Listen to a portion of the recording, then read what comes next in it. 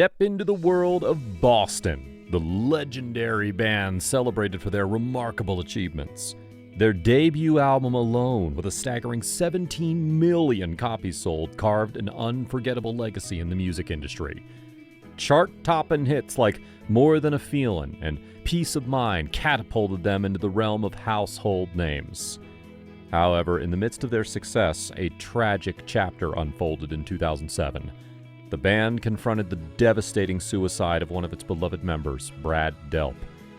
Boston's founder, Tom Scholz, found himself under the spotlight, facing not only criticism but also legal battles linked to this heart-wrenching event. Close friends testified that Boston's singer, Brad Delp, felt taken advantage of and beaten down by the band's guitarist, Tom Scholz. To talk to me. He said, "Look, I heard you're making music. Are you thinking of leaving to play music?" This raises crucial questions. What were the underlying dynamics of their relationship? What drove Brad Delp to such despair? And how did Tom Scholz's actions come into play?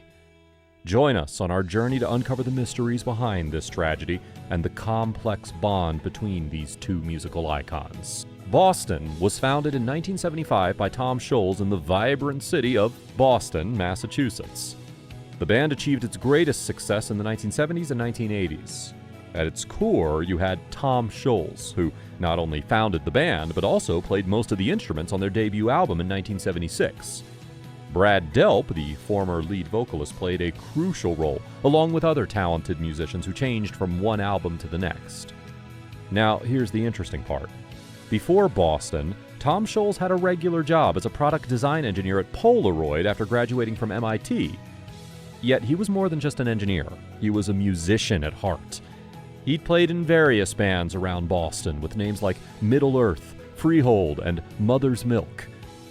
Despite his time in the local music scene, Scholz realized that he wouldn't land a record deal this way, so he shifted his focus to recording demos in local studios.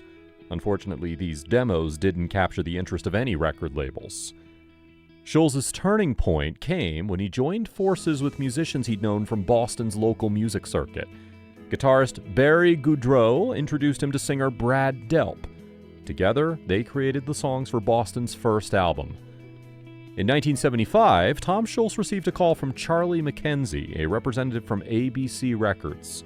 McKenzie had heard the demo through a twist of fate while visiting his friend at RCA Records.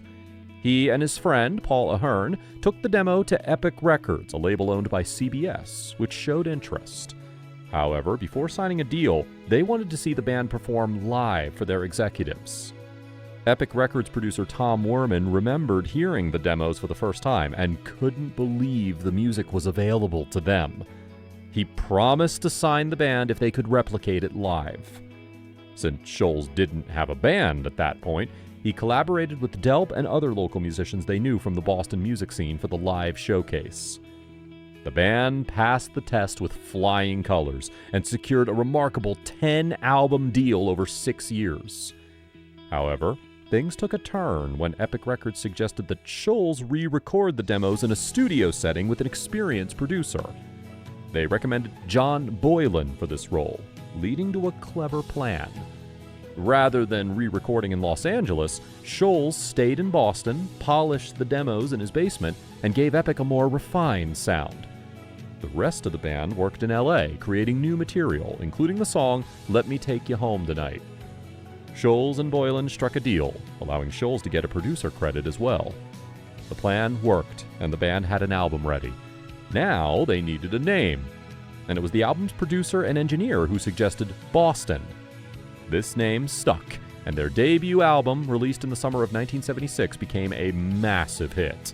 It featured the hit single More Than a Feeling. However, with success came the pressure to tour. Boston opened for major acts like Foghat, Black Sabbath, and Blue Oyster Cult. While touring was enjoyable for the band, the record label was eager for another album. Scholz, being a perfectionist, believed it was too soon to record a follow-up.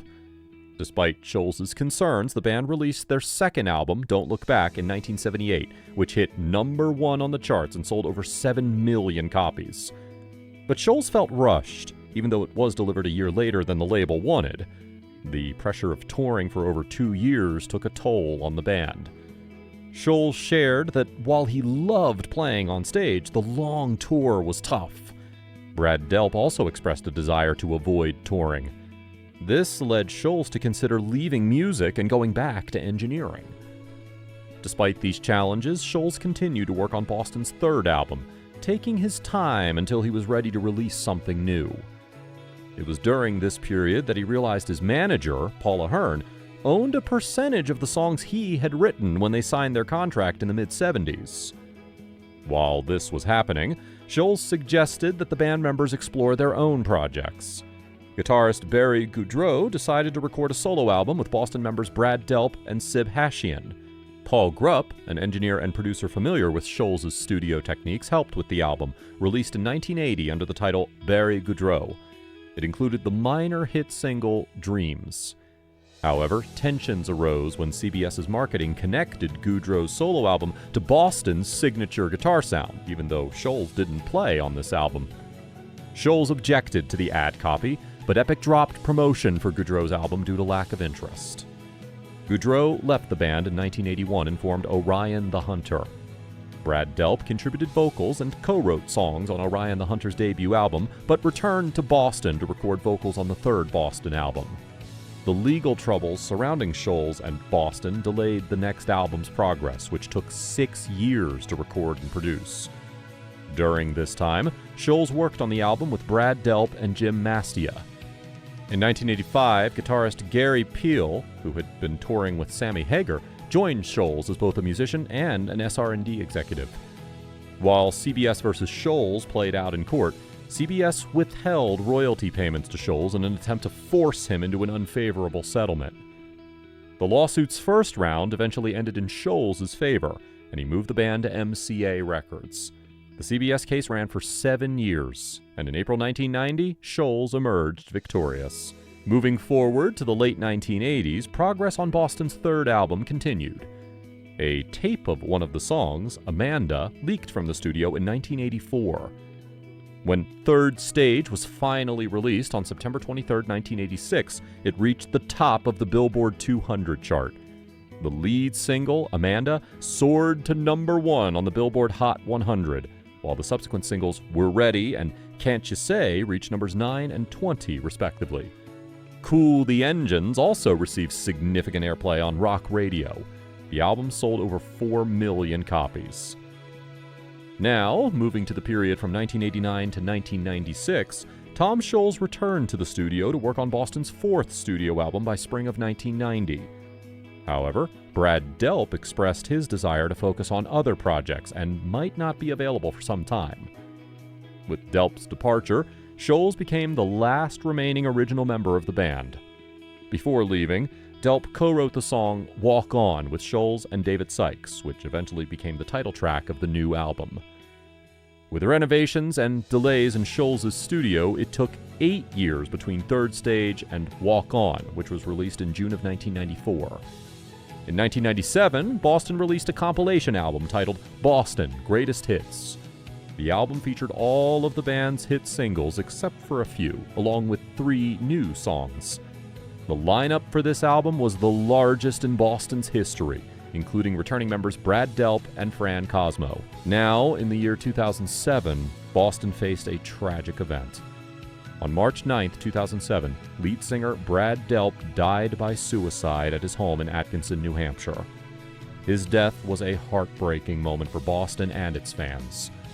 The police found several notes left by Delp for whoever would find him. The circumstances of his death were deeply distressing. He was alone at the time, and the police report indicated that no foul play was involved. The New Hampshire medical examiner confirmed that Delp's death was a result of suicide by carbon monoxide poisoning. The tragic story of Brad Delp's suicide brought to light the complex relationship between him and Boston's guitarist and leader Tom Scholz. Tom Scholz was involved in a lawsuit with the Boston Herald, disputing the newspaper's implication that he played a role in driving Delp to take his own life. Former Boston member Fran Sheehan testified about the troubled dynamic within the band back in the 70s. Sheehan, among about 20 other individuals, recounted conversations and interactions with Delp that hinted at his inability to confront Scholz. This collective testimony painted a picture of Delp's struggles to communicate with Scholz and offered personal perspectives on what may have led to his tragic decision. Another former Boston member, David Sykes, revealed that Delp harbored significant distrust and resentment towards Tom Scholz. Delp believed that Scholz had exploited him financially. Not long before Delp's death, Sykes remembered a conversation where Delp expressed envy over Sykes' courage to stand up to Scholz and leave the band. Delp's lifelong friend, Steve Frary, shed light on the singer's deteriorating relationship with Scholz. Delp had confided in Frary, explaining that Scholz, quote, was driving him crazy. It was so frustrating for Delp that he used strong language to describe Scholz, a rare occurrence according to Frary, who had known Delp for 35 years. The court documents and testimonies presented a less than flattering portrayal of Tom Scholz. Joy Baker, a friend of Delp, believed that Delp had reached a breaking point, unable to endure any more moments where he couldn't stand up for himself or do what he believed was right. Delp had become afraid and averse to confrontation, which had worn him down over the years of dealing with Tom Scholz. Tom Scholz, on the other hand, claimed to have had a close personal connection with Delp and considered him a friend for over 3 decades. In his lawsuit against the Boston Herald, Scholz contended that the newspaper falsely asserted that Delp's suicide was a result of turmoil and extreme stress from his professional life, particularly caused by Scholz. The lawsuit between Tom Scholz and the Boston Herald concluded with a settlement in 2008. The terms of the settlement were not publicly disclosed, so the exact details of the resolution remain private. So what do you think? Was Tom Scholz truly the culprit behind the tragic events that unfolded? If you enjoyed this musical journey through Boston's history, please don't forget to like and subscribe for more engaging content about music history.